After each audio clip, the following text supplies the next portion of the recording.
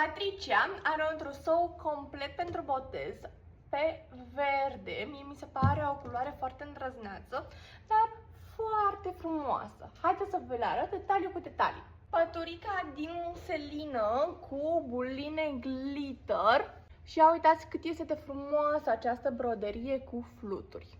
Broderie pe care o regăsim și pe capacul pufărului pentru botez din catifea buretată. Și haideți să ne uităm împreună la punctul de la I. Acesta este în formă de inimioară. Dar și pe prosopul cu capișon, 100 pe 100 cm. Rochița pentru botez Ava, pe care noi o realizăm în foarte multe nuanțe și culori, cu un tiul bogat în partea de jos, pene la umeri, totuși păstrându-și foarte frumos eleganța.